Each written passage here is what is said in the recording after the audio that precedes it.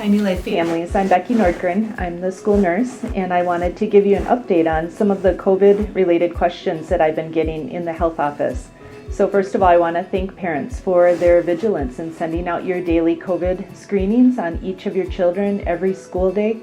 I do review all of them every day. We send out reminders for the ones that are missing. Please let us know if you're having any kind of technical trouble signing in or submitting. We'd like to get that solved for you so that we get a report for every student every school day. Thanks for that.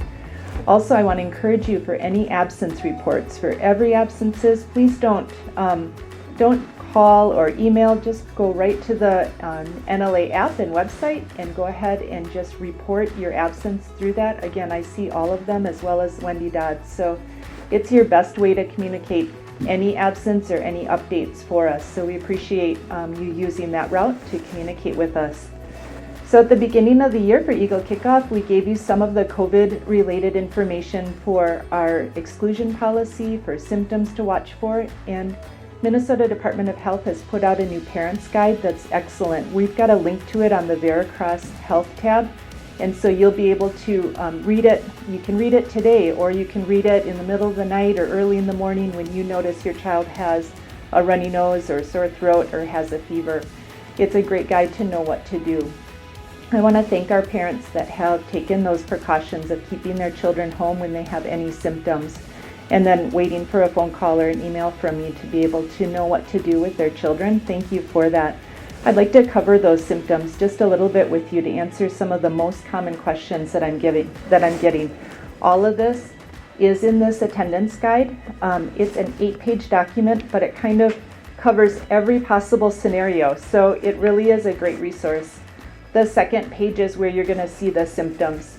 And if your child has any of the 4 most common symptoms of COVID, we ask that you and your household stay home until your child has a doctor's evaluation and or a COVID test. So the most common ones, any one of these would warrant you staying home. So a fever of 100.4, a new cough or a cough that gets worse, any difficulty or trouble breathing, and a new loss of the sense of taste or smell. Any of those 4, please keep all of your children home and go ahead and notify the health office through the absence report on the app or website, and then go ahead and we'll do next steps. The most questions come from these less common symptoms, and here's how it works. If your child has one of these less common symptoms, only one, that child stays home. Other children can go to school that day. Let me give you the list of them. It's sore throat, nausea, vomiting, diarrhea, chills, muscle pain, excessive fatigue, a new or severe headache, and new nasal congestion or runny nose. Remember, our kids do have seasonal allergies and asthma, so some of those things are to be expected and not a new onset of the symptom. But if your child wakes up just with a sore throat or only with a runny nose, those siblings still can come to school. Just go ahead and keep the one child who has the one symptom home and go ahead and report it through the app, and then you'll just be watching for a second symptom to develop. The exception is with a fever. A fever over 100.4, the family does need to stay home and get the evaluation done. So I've been answering questions all day long, and so I'm hoping that this gives you a little bit of guidance, and then just, of course, keep updating me through email. My email is nurse@newlifeacademy.org, and I am able to get those updates through the absence report and through the daily COVID screening. So I thank you for sending that in.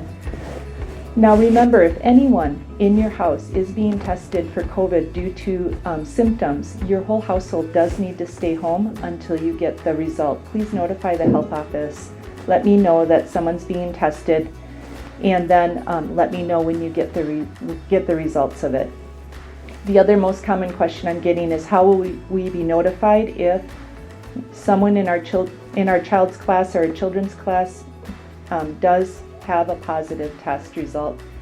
So we have 2 different ways that we will notify you. Number one is there's a general notification that can go out if there's a positive case in your child's class. There's a general notification email that goes to the families of each of the students in that class. It is not NLA wide, it is specific to that class. Secondly, if your child is determined to be a close contact, and close contact, remember, is your child is within 6 feet of a positive case for more than 15 minutes, the definition of close contact, we would also notify families individually to let you know if there has been a close contact. We're so thankful for the Lord's protection and your prayers through this time.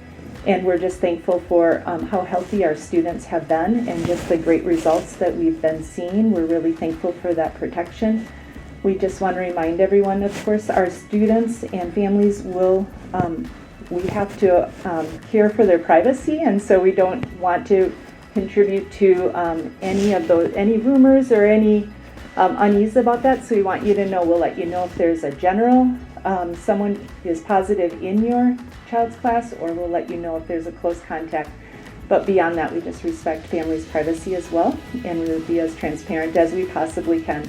Finally, I want to close with encouraging every family, please, every family member that's able to, get a flu shot this year. Make it a priority in September or October.